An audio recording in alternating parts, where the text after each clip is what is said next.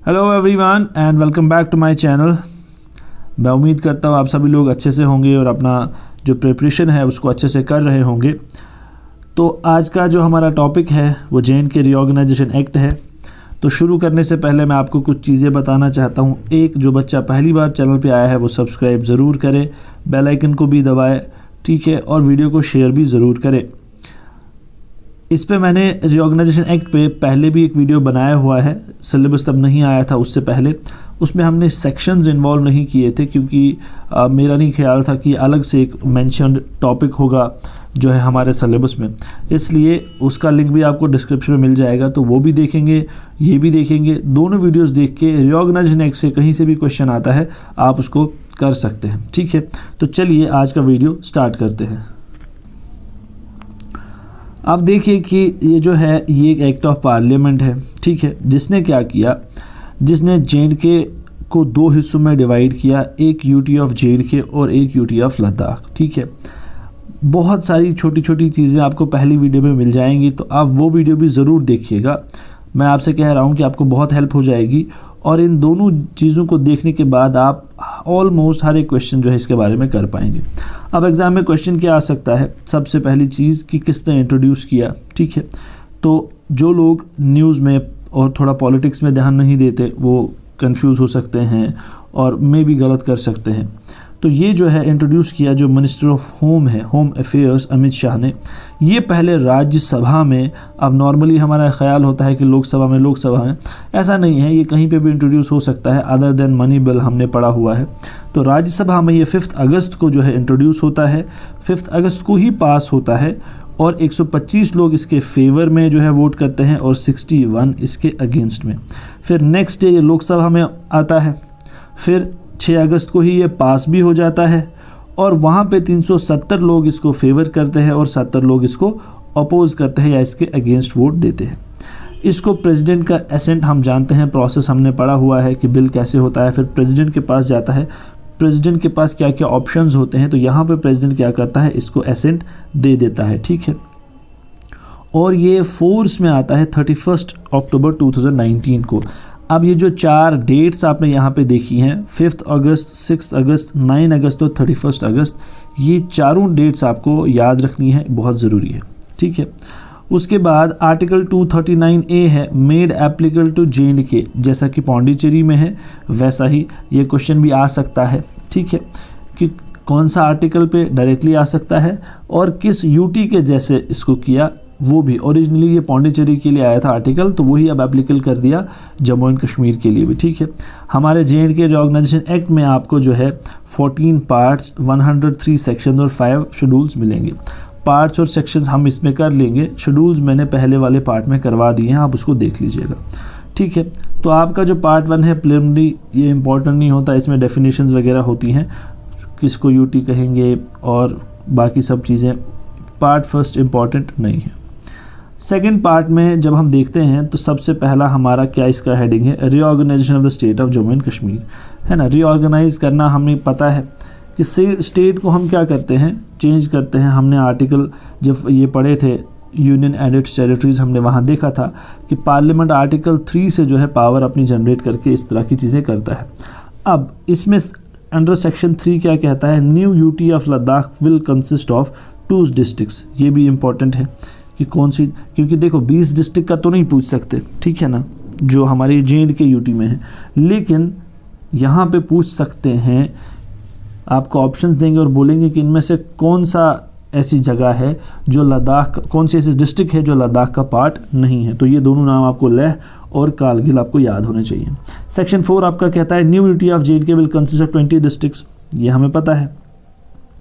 Section 5 आपसे कहता है कि the governor of existing state of J and K shall be lieutenant governor of J and K and also of UT of Ladakh for such period as may be determined by the president.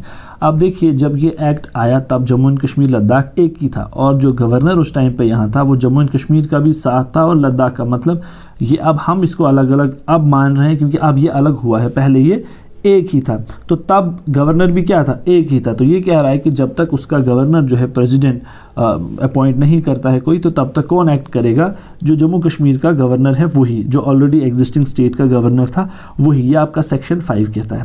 फिर part 3 की अगर हम बात करते हैं, पार्ट 3 हमारा कहता है रिप्रेजेंटेशन इन द लेजिस्लेचर। अब यहाँ पे अंडरस्टूड होना चाहिए आपको कि रिप्रेजेंटेशन इन द लेजिस्लेचर जब हम कहते हैं तो हम जम्मू कश्मीर की बात करते हैं, लद्दाख की नहीं, क्योंकि लद्दाख के पास अपना लेजिस्लेचर नहीं होगा। वो डायरेक्टली उसको जो है सेंट्रल गवर्नमेंट एडमिनिस्टर करेगी थ्रू अ गवर्नर या एलजी, ठीक है। तो उसके बाद सेक्शन 13 आपका कहता है the provisions of article 239A which are applicable to the UT of Puducherry या Pondicherry shall be applicable to the UT of JNK। ये हमने देखा ऊपर, तो ये सेक्शन 13 आपका कहता है। फिर आपका 14(1) कहता है administrator of UT of JNK shall be designated as LG, ठीक है। एडमिनिस्ट्रेटर को LG कहा जाएगा। ये किस सेक्शन में कहा है, सेक्शन 14(1) में। उसके बाद 14(2) में कहता है there shall be a legislative assembly of the UT of JNK, ठीक है, क्योंकि लद्दाख का लेजिस्लेचर नहीं है। और अगर आप इसको इन डिटेल पढ़ना चाहते हैं, आप खुद चाहते हैं कि मैं खुद भी पढूं, और तो आप जो वेबसाइट है वहाँ से डायरेक्टली इसको डाउनलोड कर सकते हैं, जो होम मिनिस्ट्री की वेबसाइट है वहाँ से भी, या गूगल पे भी आप लिखेंगे तो आपका इसका पूरा PDF मिल जाएगा। वहाँ पॉइंट बाय पॉइंट जो एक्चुअल नोटिफिकेशन है सब है, तो वहाँ भी आप कर सकते हैं। उसके बाद 14(3) हमारा कहता है टोटल सीट्स ऑफ JNK कितनी होंगी लेजिस्लेटिव असेंबली में, 107, ठीक है। अब देखिए पहले 87 सीट्स थी हमारे पास, ठीक है, ये मैंने पहले वीडियो में सब करवाया हुआ है। फिर उसमें से जब लद्दाख अलग हुआ तो 4 सीट्स माइनस हो गई, आ गई 83। अब डिलिमिटेशन के बाद 60 सीट नहीं आई है तो टोटल हो गई 90, ठीक है। उसके बाद 24 हमने जो है वो POK की सीट्स रिजर्व रखी हैं, वो कंटेस्टेबल नहीं हैं, ठीक है। कंटेस्टेबल सिर्फ 90 सीट्स होंगी, ओनली 90, ठीक है। उसके बाद reservation of SC and ST, इनको किस तरह रिजर्वेशन मिलेगा, एज पर पॉपुलेशन, जितनी इनकी पॉपुलेशन होगी उस हिसाब से। ये कौन बात करता है, ये करता है आपका सेक्शन 14(6). फिर सेक्शन 9(1) ये कहता है कि राज्यसभा में कितनी सीट्स होंगी JNK की, 4, और टर्म इसका चेंज नहीं, टर्म जो है वो वही हो रहेगा। जैसे राज्यसभा का 6 साल है, ठीक है, लोकसभा का 5 साल है, ये मैं आपको बता रहा हूँ। लेजिस्लेटिव असेंबली जब जम्मू कश्मीर अलग स्टेट था तब यहाँ 6 होता था, लेकिन अब यहाँ भी क्या रहेगा, 5 ही रहेगा, ठीक है। उसके बाद जो लोकसभा की सीट्स हैं उसमें से 5 मिलेगी जम्मू एंड कश्मीर यूटी को और 1 मिलेगी लद्दाख को, ठीक है। ये आपका सेक्शन 10 कहता है। सेक्शन 11(2) को कहता है इलेक्शन कमीशन डिक्लेरेशन, ठीक है। ये आपका इलेक्शन कमीशन के बारे में बात करता है। उसके बाद हमारा सेक्शन 15 कहता है कि 2 वुमेन मेंबर्स नॉमिनेटेड डायरेक्टली, ये LG कर सकता है 2 वुमेन को नॉमिनेट, ठीक है। ये आपका कौन कहता है, ये आपका सेक्शन 15। सेक्शन 16 कहता है क्वालिफ़िकेशन, जैसे हम जानते हैं लोकसभा में एंटर करने के लिए कुछ क्वालिफ़िकेशन की ज़रूरत है, राज्यसभा में हर एक ऑफिस, कोई भी ऑफिस होल्ड करने के लिए, तो यहाँ सेक्शन 16 बात करता है क्वालिफ़िकेशन की। सेक्शन 17 जो है लेजिस्लेटिव असेंबली का टर्म 5 साल, मैंने बोला पहले 6 था लेकिन वो ख़त्म हो गया, अब यूटी है तो अब 5 ही रहेगा जैसे कि बाकी स्टेट्स में रहता है। फिर 19(1) कहता है speaker and deputy speaker legislative assembly में, हम जानते हैं काउंसिल भी क्या हो गई है हमारी, ख़त्म हो गई है, जो लेजिस्लेटिव काउंसिल थी हमारी वो भी ख़त्म हो गई है। फिर 21 आपका कहता है LG address first session after general election, जैसे कि हम देखते हैं कि प्रेसिडेंट भी क्या करता है हर जनरल इलेक्शन के बाद, ठीक है, एक स्पीच देता है या एक एड्रेस करता है लोकसभा को, वैसे ही यहाँ पे भी होगा, यहाँ LG करेगा, ये आपका सेक्शन 21 कहता है। फिर सेक्शन 31(2) कहता है legislative assembly can make laws but not on public order and police, ठीक है। लेजिस्लेटिव असेंबली सब चीज़ों पे लॉ बना सकती है लेकिन पुलिस और पब्लिक ऑर्डर पे नहीं बना सकती। तो अगर मेरी आवाज़ आपको बड़ी स्लो लग रही है या कुछ प्रॉब्लम लग रही है तो मेरी तबीयत ठीक नहीं है उसकी वजह से शायद हो, तो उसके लिए मैं माफ़ी चाहूँगा। लेकिन ये वीडियो बहुत बच्चे कह रहे थे काफ़ी दिन से, तो इसलिए मैं ये बना रहा हूँ। उसके बाद आपका सेक्शन 47 कहता है ऑफिशियल लैंग्वेजेस, ये 5 हैं, इसमें एडिशन भी हुआ है रिसेंटली, तो ये आप मुझे कमेंट में बताएंगे कि कौन कौन सी लैंग्वेज है ये। इस पे क्वेश्चन ज़रूर बन सकता है। मतलब अगर यहाँ से क्वेश्चन आएगा तो ये एक 50-60% पॉसिबिलिटी बनती है कि लैंग्वेज से आपको क्वेश्चन आएगा, क्योंकि लैंग्वेज से क्वेश्चन आता है। ठीक है, जैसे ऑफिशियल लैंग्वेजेस हमारी हैं, क्लासिकल लैंग्वेजेस हमारी हैं, वहाँ से क्वेश्चन बनता है, तो यहाँ से भी बड़े चांसेस हैं कि क्वेश्चन आपका बने।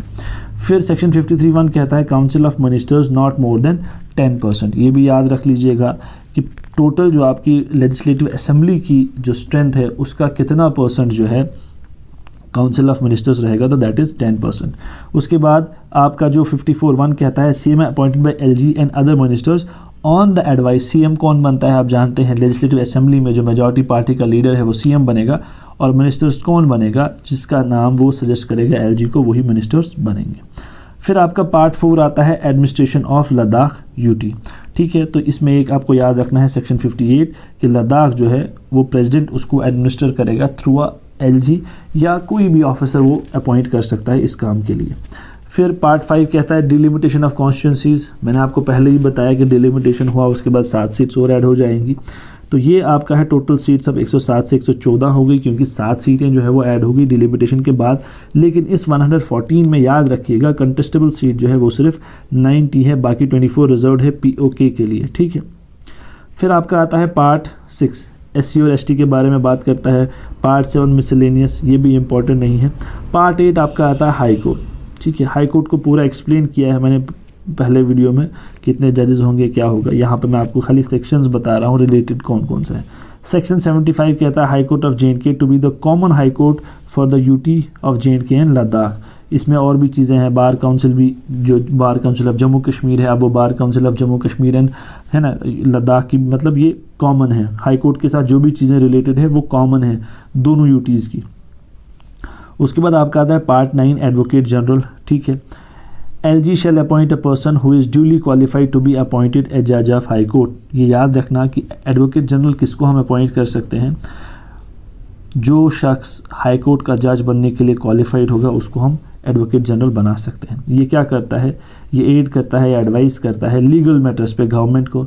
उसके साथ साथ प्रेसिडेंट जितनी देर इसको चाहे उतनी देर ऑफिस में, मतलब ये प्रेसिडेंट की प्लेजर पे चल रहा है कि जितनी देर वो चाहेगा उतनी देर ये रहेगा वहाँ पे। इसके साथ साथ इसको रिमूव भी प्रेसिडेंट का गवर्नर कर सकता है, और ये रेजिग्नेशन आपका लिख के किसको देगा ये भी आप कमेंट में बताएंगे, क्योंकि मैंने पहले ही आपको करवा दिया है। तो अगर आप वीडियोज़ अच्छे से देख रहे होंगे तो आपको पता होगा कि एडवोकेट जनरल अपना रेजिग्नेशन किसे देता है।